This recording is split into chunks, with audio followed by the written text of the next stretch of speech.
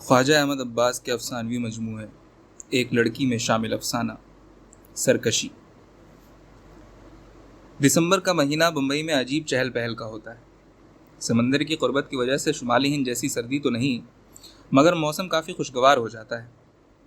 سیاحوں کی کثرت ہوتی ہے، تجارت فروغ پر ہوتی ہے، تفریح گاہوں پر ہجوم ہوتا ہے۔ غرض شہر کی نبض تیز ہو جاتی ہے اور ہر شخص اپنے جسم میں نئی زندگی محسوس کرتا ہے۔ گل بانو، نوجوان لمبے سیاہ بالوں والی گل بانو بھی اپنے جسم میں ایک نئی زندگی اور اپنی روح میں ایک نئی تڑپ محسوس کر رہی تھی۔ 18 سالہ گل بانو زندگی کے اس دور سے گزر رہی تھی جب دل میں امنگیں اور دماغ میں منصوبے ہوتے ہیں۔ خود زندگی ایک بہت دلچسپ، بہت رنگین کھیل ہوتی ہے۔ جب آنکھوں میں چمک ہوتی ہے اور چال میں والہانہ پن، جب حوصلوں سے سر اونچا ہوتا ہے اور دنیا کی ہر طاقت اپنے سامنے ہیچ معلوم ہوتی ہے، جب دل میں دنیا بدل دینے کی ہمت ہوتی ہے اور حصول مقصد میں جاں فروشی کی آرزو۔ گل بانو 2 سال سے میڈیکل کالج میں تعلیم پا رہی تھی۔ یہ اس کا تیسرا سال تھا اور 2 سال میں وہ باقاعدہ سند یافتہ ڈاکٹر ہو جائے گی۔ یہ خیال اس کے لیے کس قدر خوشگوار تھا۔ پھر وہ گھر کی قید سے آزاد ایک خود مختار شہری کی حیثیت سے زندگی بسر کرے گی۔ اس نے اپنی زندگی کے لیے باقاعدہ پروگرام بنا رکھا تھا۔ اس کا ارادہ تھا کہ اپنا مطب مزدوروں کے محلے میں کھولے گی تاکہ ان بدنصیب عورتوں اور بچوں کا علاج کر سکے جو سرمایہ داری کی بدولت تنگ اور اندھیرے مکانوں میں رہتے ہیں اور جن کی آمدنی اتنی محدود ہوتی ہے کہ ڈاکٹر اور دوا کا خرچ تو کجا، پیٹ بھر کر کھانا اور تن ڈھکنے کو کپڑا بھی میسر نہیں آتا۔ اس کو روپیہ پیدا کرنے کا شوق نہ تھا۔ اس کے باپ نے، جو 25 برس تک ایک سیٹ کے کارخانے کا مینیجر رہا تھا، کافی روپیہ پیدا کیا تھا، مگر گل بانو کو بچپن ہی سے اس اقتصادی نظام سے سخت نفرت تھی جس کی خدمت سے اس کے باپ نے دولت کمائی تھی۔ اس نے اپنے باپ کو مزدوروں پر ظلم کرتے ہوئے دیکھا تھا۔ اس نے گڑگڑاتی ہوئی عورتیں اور سسکتے ہوئے بچے دیکھے تھے۔ اس نے کارخانے کے مالک سیٹھ سلمانی کا مالابار ہل پر عالیشان محل دیکھا تھا اور کارخانے میں کام کرنے والے مزدوروں کی اندھیری اور بدبودار چالیں بھی، جہاں چھوٹے چھوٹے کمروں میں 2 خاندان زندگی بسر کرتے تھے۔ وہ اس نظام کو بدلنا چاہتی تھی جو ایسا ظلم روا رکھتا ہے، اور اس کا ارادہ تھا کہ ڈاکٹری کے ساتھ ساتھ وہ سیاسی کام بھی کریں گی۔ ڈاکٹر کی حیثیت سے وہ ہر گھر میں جا سکے گی اور اس طرح وہ ان مزدوروں اور ان کی عورتوں کے بجھے ہوئے دلوں اور دماغوں کو روشن کرے گی، ان کو ان کے حقوق سے آگاہ کرے گی اور اس جنگ کے لیے تیار کرے گی جو ایک دن نیا اور بہتر نظام قائم کرنے کے لیے کی جانے والی ہے۔ اس کے یہ خیالات اگر ایک طرف اس کے مشاہدہ کا نتیجہ تھے جو اس کو اپنے باپ کے کارخانے اور میڈیکل کالج کے اسپتال میں حاصل ہوا تھا، تو دوسری طرف وہ اشتراکی تحریک کی ہنگامہ خیز کارروائیوں اور پرجوش انقلابی لٹریچر سے بھی متاثر ہوئی تھی۔ اس نے مزدوروں کو سرخ جھنڈے لیے ہوئے جلوسوں میں دیکھا تھا، اشتراکی لیڈروں کی تقریریں سنی تھیں، اشتراکیت پر چند ابتدائی کتابیں پڑھی تھیں۔ اس نے دیکھا تھا کہ اس عمر کے لوگوں کا رجحان کدھر ہے۔ نئے خیالات کی اس رو میں ہر ایک دل تڑپ رکھنے والا تھا۔ زمانے کا تقاضا اور اس کے اپنے دماغ کا یہی فیصلہ تھا کہ وہ اسی تحریک کا ساتھ دے گی۔ مانا کہ اکثر کھاتے پیتے سفید پوش اشتراکیوں کی طرح عوام کی بہبودی میں اس کی دلچسپی کس قدر ہمدانہ اور مشفقانہ تھی، اور اس ہمدردی کا اظہار بھی فی الحال الفاظ ہی تک محدود تھا، مگر باوجود ان ناگزیر کمزوریوں کے جو اس کو پچھلی نسلوں سے ورثے میں ملی تھیں، اس میں سماجی حقائق سمجھنے کی صلاحیت تھی اور خدمت خلق کا جذبہ۔ کالج میں، گھر پر، راستے میں وہ یہی منصوبہ بنایا کرتی، مگر اپنی اس خیالی دنیا میں وہ اکیلی نہیں ہوتی تھی۔ اس کے ساتھ ایک رفیق اور دوست کی حیثیت سے اس کا شوہر بھی ہوتا تھا۔ وہ ایک خوش مزاج اور خوددار جوان تھا جو اس کی خانگی، فنی اور سیاسی زندگی میں برابر کا شریک تھا۔ لیکن وہ کون تھا؟ اس کا نام کیا تھا؟ یہ گل بانو کو بھی معلوم نہ تھا۔ باقی تمام منصوبوں کی طرح یہ خیالی شوہر بھی فقط اس کے دل و دماغ میں مکین تھا۔ ظاہری دنیا میں اس کی ابھی کوئی اصلیت نہ تھی، مگر پھر بھی اکثر گل بانو خیالی شریک زندگی کے متعلق اتنا سوچتی کہ یہ محسوس ہونے لگتا کہ گویا وہ واقعی کوئی اصلیت رکھتا ہے۔ ایک دن وہ ایسے ہی خوشگوار خیالات میں مست کالج کے دروازے سے نکل کر ٹرام کی طرف جا رہی تھی کہ موتی لال نے آواز دی۔ موتی لال گل بانو کا ہم جماعت تھا۔ وہ ایک محنتی اور خاموشی پسند طالب علم تھا، اور لڑکوں کی طرح وہ لڑکیوں کے پیچھے مارا نہ پھرتا۔ کلاس کی لڑکیوں میں اس کی ملاقات فقط گل بانو سے تھی، وہ بھی اس لیے کہ عملے جراحی کے کمرے میں ان کو ایک ہی میز پر کام کرنا پڑتا تھا۔ گو ہفتے میں کئی بار ان دونوں کا اس طرح ساتھ ہوتا تھا، مگر سوائے رسمی سلام کلام یا کام سے متعلق گفتگو کے کبھی اور بات نہ کرتا۔ دراصل وہ فطرتاً بہت کم گو اور حساس واقع ہوا تھا۔ اس کو ہمیشہ یہ خطرہ رہتا تھا کہ اگر اس نے گل بانو سے بات کرنے میں ابتدا کی اور اس نے جھڑک دیا تو سخت خفت ہوگی، مگر آج کے زندگی بخش موسم نے اس کے دل میں بھی جرأت پیدا کر دی تھی۔ اس نے طے کر لیا تھا کہ آج وہ گل بانو کو اپنے ساتھ سنیما دیکھنے کی دعوت ضرور دے گا۔ خواہ وہ انکار ہی کیوں نہ کر دے۔ آپ کہاں جا رہی ہیں؟ اس نے سلسلہ کلام شروع کیا۔ گلبانو کو موتی لال سے کافی دلچسپی تھی۔ وہ مدت سے جانتی تھی کہ وہ اس سے ملاقات بڑھانا چاہتا ہے مگر جھیمتا ہے۔ دراصل وہ اس انتظار ہی میں تھی کہ موتی لال اس کی طرف اپنی توجہ کا اظہار کرے۔ دوسری لڑکیوں کی طرح گلبانو کے دل میں بھی خواہش تھی کہ کوئی معقول نوجوان اس سے دلچسپی لے، اس کو اپنا ہمراز بنائے اور اس کا ہمراز بنے۔ کلاس کے کتنے لڑکے گلبانو کی نظر التفات کے امیدوار رہتے تھے، لیکن وہ سب چھچھورے اور بدتمیز قسم کے تھے، اور گلبانو جیسی طبیعت کی لڑکی کے لیے ان میں دلچسپی لینا ناممکن تھا۔ موتی لال ان سب سے مختلف تھا۔ اس کا شرمیلا پن، صنف نازک کی موجودگی میں گھبراہٹ، یہ اس کی وہ خصوصیات تھیں جو گلبانو کے لیے ایک عجیب کشش رکھتی تھی۔ آج جب موتی لال نے خود گفتگو میں پیش قدمی کی تو اس کی مراد برائی۔ گھر جا رہی ہوں، اور کہاں جا سکتی ہوں؟ اس نے مسکرا کر جواب دیا۔ ایسی کیا جلدی ہے؟ قریب ہی سنیما میں پال مونی کا فلم لوئی پاستیور ہو رہا ہے، اگر حرج نہ ہو تو چلیے دیکھ لیں۔ گلبانو نے جواب دینے سے پہلے کچھ توقف کیا۔ اس کو میڈیکل کالج میں داخل ہوئے 2 سال سے زیادہ عرصہ ہو گیا تھا، مگر اب تک وہ اکیلی کسی لڑکے کے ساتھ سنیما نہ گئی تھی۔ وجہ یہ تھی گو اس کا گھرانہ پردہ کی بندشوں سے آزاد تھا، مگر اس کے والدین سوائے کالج کے کہیں اور گلبانو کو تنہا جانے کی اجازت نہ دیتے تھے۔ اگر آج وہ موتی لال کے ساتھ سنیما چلی گئی تو یقین تھا کہ گھر پر بری طرح ڈانٹ پڑے گی۔ اس خوف کے ساتھ ساتھ اس کا دل سنیما جانے کو بری طرح چاہ رہا تھا۔ 3 مہینے سے اس نے کوئی فلم نہ دیکھی تھی، کیونکہ اس کا بڑا بھائی جس کے ساتھ کبھی کبھی وہ سنیما جایا کرتی تھی احمد آباد گیا ہوا تھا۔ پال مونی اس کا محبوب فلم سٹار تھا اور اس کے فلم لوئی پاستیور کی تعریف اس نے ہر ایک سے سنی تھی۔ یہ فلم 18ویں صدی کے مشہور فرانسیسی ڈاکٹر لوئی پاستیور کے حالات زندگی پر مبنی تھی، جس نے باوجود قدامت پسند طبیعتوں کی سخت مخالفت کے انجیکشن کے ذریعے ایک نئے طریقے علاج کی بنیاد ڈالی تھی۔ گلبانو نے لوئی پاستیور کا نام اپنی درسی کتابوں میں پڑھا تھا اور اس کے لازوال طبی کارناموں کی وہ زبردست معترف تھی۔ میڈیکل کالج کا تقریباً ہر طالب علم اس فلم کو دیکھ چکا تھا، شاید فقط ایک گلبانو ہی رہ گئی تھی۔ مگر آپ تو یہ فلم دیکھ چکے ہیں نا؟ اس نے موتی لال سے سوال کیا۔ جی ہاں، مگر آپ نے تو نہیں دیکھی۔ اس کے علاوہ میں خود اس فلم کو دوبارہ دیکھنا چاہتا ہوں۔ گلبانو کے دل میں والدین کے خوف اور فلم دیکھنے کے شوق میں کشاکش ہو رہی تھی، مگر والدین کی ڈانٹ تو بعد میں پڑے گی۔ فی الحال تو اس خوشگوار موسم کے کئی گھنٹے ایک دلچسپ رفیق کی صحبت میں گزارنے اور بلند پایا فلم دیکھنے کی خواہش تھی۔ دسمبر کی اس سحپہر میں باغیانہ خیالات کو بھڑکانے کی ایک عجیب طاقت تھی۔ ماں باپ کے خوف پر موتی لال کا اصرار غالب آ گیا۔ گلبانو نے کہا، بہت اچھا، چلیے۔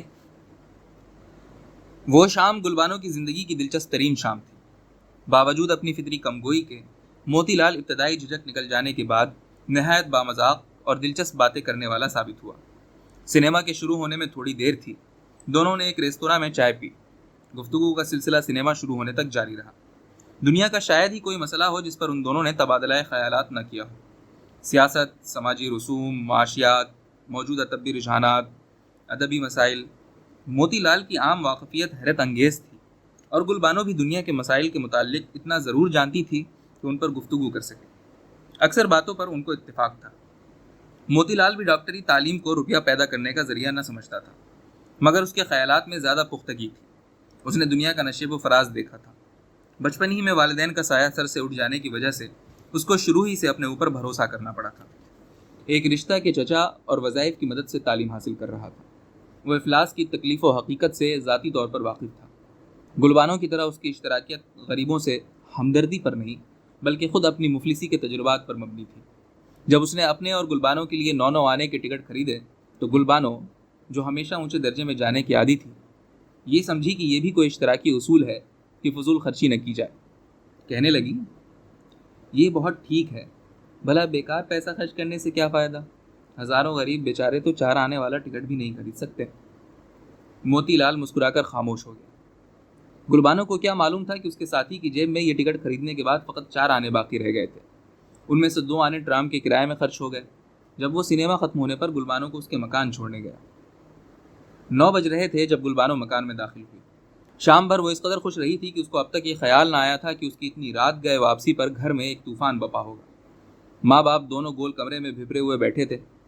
جاتے ہی ماں نے للکارا، اری او گلو ادھر آ، اور پھر طنزیہ لہجے میں، اب تک کہاں تھی میم صاحب؟ گلبانو نے کبھی اپنے والدین سے جھوٹ نہ بولا تھا۔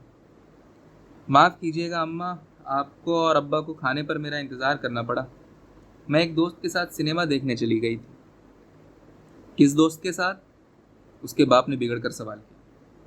موتی لال کے ساتھ، میرا ہم جماعت ہے۔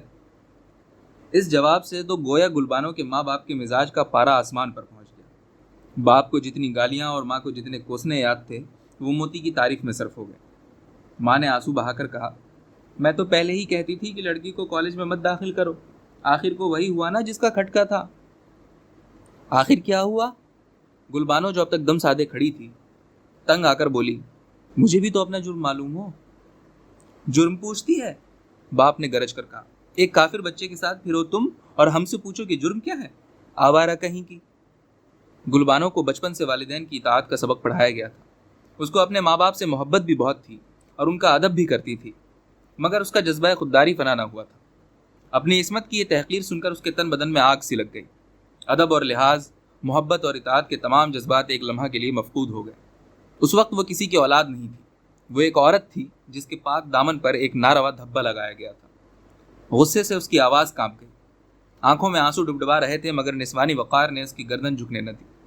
سر اونچا کر کے بولی، گستاخی معاف کیجیے ابا، میں یہ الفاظ نہیں سن سکتی۔ میں آپ کی بیٹی ہوں، چاہیں تو آپ میری گردن اڑا دیں، مگر میری آبرو پر بٹا لگانے کا اختیار آپ کو بھی نہیں ہے۔ اس کے باپ کو کبھی یہ گمان نہ تھا کہ بیٹی ایسا جواب دے گی۔ ایسی گستاخی، یہ جرت، اس کی تو فوراً سزا دینی چاہیے۔ ماں بھی چلا کر بولی، لو سن لو صاحبزادی صاحبہ کی باتیں، آج ٹرٹر جواب دے رہی ہے، کل ہم پر ہاتھ اٹھائے گی۔ اب تو اس کی باپ کے آتش غضب اور بھی بھڑک اٹھی، چلا کر کہا، بھلی خیر ہے تو نکل جائے یہاں سے، اسی دم، میرے گھر میں آوارہ لڑکی کے لیے کوئی جگہ نہیں۔ یہ سن کر گلبانو سناٹے میں آ گئی۔ اب تک اس کو خیال تھا کہ زبانی ڈانٹ ڈپٹ پر بات ٹل جائے گی، مگر جب گھر چھوڑنے کا حکم سنا تو وہ کئی سیکنڈ اسی سوچ میں کھڑی رہی کہ کیا کرے۔ ان حالات میں گھر میں رہنا ناممکن نظر آتا تھا، مگر گھر چھوڑے تو جائے کہاں؟ اسی کشمکش میں تھی کہ باپ کے الفاظ پھر کانوں میں گونجے، میرے گھر میں آوارہ لڑکی کی کوئی جگہ نہیں۔ اس نے بغیر ایک لفظ کہے ساڑی کا پلو سر پر ڈالا اور خاموشی سے دروازے کے باہر نکل گئی۔ چند منٹ تک کمرے میں سناٹا چھایا رہا۔ گلبانو باہر دہلیز کے برابر کئی منٹ تک کھڑی رہی، اس امید میں کہ دوبارہ سوچنے پر اس کے والدین پھر اندر بلا لیں گے، مگر وہ دونوں اسی خیال میں تھے کہ گلبانو ان سے معافی مانگ لے گی اور آئندہ ایسی حرکت نہ کرے گی، مگر وہ بھی ان کی اولاد تھی۔ دونوں طرف ضد برقرار رہی۔ گلبانو کے گھر کا قاعدہ تھا کہ 10 بجے رات کو صدر دروازہ بند کر دیا جاتا تھا۔ جب گھنٹہ بجنا شروع ہوا تو گلبانو کی ماں نے اپنے شوہر کی طرف دیکھا، بند کر دو، وہاں سے حکم ملا۔ گلبانو نے حسرت بھری نگاہوں سے مڑ کر دیکھا، چڑکنی چڑھانے کی آواز آئی اور والدین کا گھر کا دروازہ اس کے لیے ہمیشہ کے واسطے بند ہو گیا۔ 5 مہینے گزر گئے۔ اس عرصے میں گلبانو کی زندگی میں ایک انقلاب ہو چکا تھا۔ وہ اب ایک دولت مند گھرانے کی خوش پوش اور بے فکر لڑکی نہیں، بلکہ اسپتال میں ایک نرس تھی۔ گھر سے نکالے جانے پر اس نے کالج سے نام کٹا لیا تھا، کیونکہ بغیر والدین کی مدد کے وہ فیس اور کتابوں کے اخراجات برداشت نہ کر سکتی تھی۔ میڈیکل کالج میں 3 سال تعلیم پانے کی وجہ سے اس کو نرس کا کام ملنے میں آسانی ہوئی۔ اس کو 40 روپے ماہوار ملتے تھے، جس میں سے 25 کھانے اور کمرے کے کرائے میں چلے جاتے تھے۔ پھر بھی وہ کسی نہ کسی طرح گزارا کرتی تھی۔ اب اس کو عمر میں پہلی مرتبہ مفلسی کا تجربہ ہوا تھا۔ اسپتال کا کام سخت اور تنخواہ کم۔ 5 ہی مہینے میں گلبانو کو معلوم ہو گیا کہ سماج سے بغاوت آسان کام نہیں ہے، مگر اس کی فطری ضد اور خودداری اس بات کی اجازت نہ دیتی تھی کہ وہ مالی امداد کے لیے کسی کے سامنے ہاتھ پھیلائے۔ ہر ہفتے خیریت کا ایک پوسٹ کارڈ ماں کے نام بھیج دیتی تھی، مگر کبھی خرچ کے لیے روپیہ نہ طلب کیا۔ ایک دفعہ محبت سے مجبور ہو کر ماں نے کچھ روپیہ بھیجا بھی تو گلبانو نے واپس کر دیا۔ دراصل اس کے دل میں اب بھی اپنے ماں باپ کے لیے اتنی ہی محبت تھی، کوئی غصہ یا نفرت کا جذبہ ان کے خلاف نہ تھا، کہ وہ دونوں اپنے ماحول اور تربیت اور سماجی نظریے سے مجبور ہیں۔ جو کچھ ظلم انہوں نے اس پر کیا، اس میں ان کا نہیں بلکہ اس سماجی نظام کا قصور تھا جو ایسے حالات روا رکھتا ہے۔ اس لیے اس کے دل میں اگر بے پناہ غصہ تھا تو سماج کے خلاف اور اس کے ان قوانین کے خلاف جو ایک عورت کے ساتھ لونڈی یا غلاموں کا سا سلوک کرتے ہیں۔ اس عرصے میں موتی لال کے ساتھ اس کے تعلقات عجیب طرح کے تھے۔ جیسے ہی موتی کو معلوم ہوا کہ گلبانو اس کی وجہ سے گھر سے نکال دی گئی ہے، وہ دوڑا ہوا اس کے پاس آیا تھا۔ اس کو واقعی افسوس تھا کہ اس کی خاطر اس غریب لڑکی پر اتنا سنگین الزام لگایا گیا، لیکن اب کیا چارہ تھا؟ اس کو گلبانو سے محبت تھی اور اس مصیبت میں ہمدردی بھی۔ یہ بھی اس کو اندازہ ہو گیا تھا کہ گلبانو بھی اس میں کافی دلچسپی رکھتی ہے۔ اس نے یہ بھی جلد دیکھ لیا کہ میڈیکل کالج کے شوقین مزاج لڑکے اور اسپتال کے نوجوان ڈاکٹر گلبانو کی بے چارگی سے ناجائز فائدہ اٹھانا چاہتے ہیں۔ وہ ان میں سے کسی کو منہ نہ لگاتی تھی، مگر موتی لال اس صورتحال کو گوارا نہ کر سکتا تھا۔ اس کے لیے ایک ہی طرز عمل ممکن تھا، اس نے شادی کی تجویز پیش کر دی، مگر گلبانو پر اس تجویز کا الٹا اثر ہوا۔ وہ موتی لال کو بہت پسند کرتی تھی، شاید چاہتی بھی تھی، لیکن اس کو یقین نہ تھا کہ آیا اس نے شادی کی تجویز محبت کی خاطر کی ہے یا فقط ہمدردی کے لیے۔ اس کو یہ شبہ ستاتا تھا کہ شاید اس کی موجودہ مصیبت سے متاثر ہو کر موتی ازدواجی تعلقات پیدا کر کے اس کی خبر گیری کرنا اپنا اخلاقی فرض سمجھتا ہے۔ یہ اس کو منظور نہ تھا۔ غرض اس نے شادی سے انکار کر دیا اور کہا کہ اس وقت تک وہ موتی کی تجویز منظور نہیں کرے گی جب تک اس کو یہ یقین نہ ہو جائے گا کہ اس تجویز کی محرک ہمدردی اور فیاضی نہیں بلکہ محبت ہے۔ موتی نے لاکھ سمجھانے کی کوشش کی، لیکن گلبانو اپنے فیصلے پر قائم رہی۔ دونوں کی دوستی پھر بھی برقرار رہی۔ ہر روز شام کو دونوں ساتھ ٹہلنے جاتے تھے۔ لوگ چیمگویاں ضرور کرتے، مگر ان کو کسی کے کہنے سننے کی کب پرواہ تھی۔ ایک روز شام کو جب موتی حسب معمول 4 بجے کے قریب گلبانو کے کمرے پر پہنچا تو میز پر ایک پرچہ پڑا پایا۔ موتی، میرے بھائی صاحب کا خط آیا ہے، جس سے معلوم ہوا ہے کہ والدہ سخت بیمار ہیں اور مجھ سے ملنا چاہتی ہیں، اس لیے میں گھر جا رہی ہوں۔ اگر ان کی طبیعت سنبھل گئی تو شام کو واپس آ جاؤں گی، 6 بجے تک انتظار کرنا۔ گل۔ 6 بجنے میں چند منٹ تھے جب گلبانو واپس آئی۔ کمرے میں خاصا اندھیرا تھا، چہرہ نظر نہیں آتا تھا، مگر موتی لال نے اس کے انداز میں ایک عجیب افسردگی پائی۔ کمرے میں خاموشی سے داخل ہو کر گلبانو نے بجلی کا بٹن دبا کر روشنی کی۔ اب موتی نے دیکھا کہ رونے سے اس کی آنکھیں سرخ ہو رہی ہیں۔ بلا کچھ کہے سنے وہ کرسی پر بیٹھ گئی، باوجود ضبط کے ایک آنسو آنکھ سے ٹپک پڑا۔ کیا ہوا؟ خیریت تو ہے؟ تمہاری والدہ کا مزاج کیسا ہے؟ موتی نے پریشان ہو کر پوچھا۔ اچھی ہیں۔ تو پھر تم کیوں رو رہی ہو گل؟ کیا مجھے بھی نہ بتاؤ گی؟ گلبانو نے کوئی جواب نہ دیا، فقط ہاتھ کی ایک جنبش سے ساڑی کا آنچل سر سے گرا دیا۔ موتی کے منہ سے ایک چیخ نکل گئی۔ وہ ریشمی سیاہ لمبے بال اب اس کے سر کی زینت نہ تھے، ان کے بجائے کٹے ہوئے بالوں کے بے ترتیب اور خونالود گچھے ایک وحشت ناک منظر پیش کر رہے تھے۔ معلوم ہوتا تھا کہ کسی بے درد نے کند قینچی سے یہ ظلم کیا ہے۔ کس نے؟ موتی کی زبان سے یہ سوال بھی مشکل سے نکلا۔ بھائی نے، آنکھیں جھکا کر گلبانو نے جواب دیا۔ تم سے دوستی کرنے کا انعام ہے، تو اب اس کا بدلہ بھی لوں گا۔ موتی غصے سے کانپ رہا تھا۔ اس جلاد کو، اس ظالم کو سزا بھگتنی پڑے گی، مار ہی ڈالوں گا۔ میرے بھائی کو؟ لاجواب ہو کر موتی لال بیٹھ گیا۔ گلبانو کی طرف دیکھا تو اس کے چہرے پر ایک عجیب اطمینان پایا، گویا بدترین غم و تکلیف سے گزر کر وہ ابدی سکون کا راز پا گئی ہو۔ اس کے دیکھتے ہی دیکھتے وہ مسکرا دی۔ اب گلبانو نے پورا واقعہ سنایا کہ کس طرح اس کے بھائی کو احمد آباد سے واپسی پر تمام واقعات معلوم ہوئے، اور یہ سن کر کہ اس کی بہن نے ایک ہندو کی خاطر گھر چھوڑ دیا تھا، وہ غصے سے دیوانہ ہو گیا۔ اسی جنون میں اس نے بہن کو دھوکے سے گھر بلا کر اس کے بال کاٹ ڈالے۔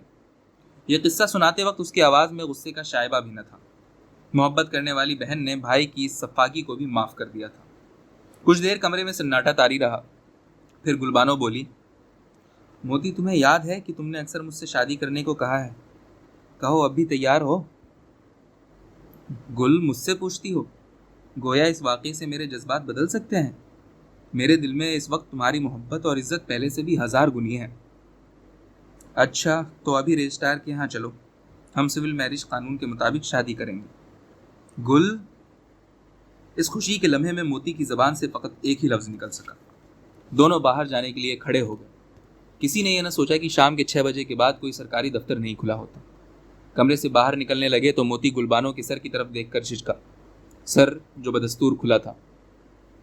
گل، اس نے کہا اور سر کی طرف اشارہ کیا کہ آنچل ڈال لے۔ اوہ یہ، گلبانو نے ہنس کر کہا، اس کو کیسے چھپا سکتی ہوں، یہ تو میری آزادی کا اعلان ہے۔ اس وقت اس کی آنکھوں میں وہ سرکشی تھی جس نے بڑے بڑے بادشاہوں کے تخت الٹ دیے ہیں اور سنگین ترین رواجوں کو ملیا میٹ کر دیا ہے۔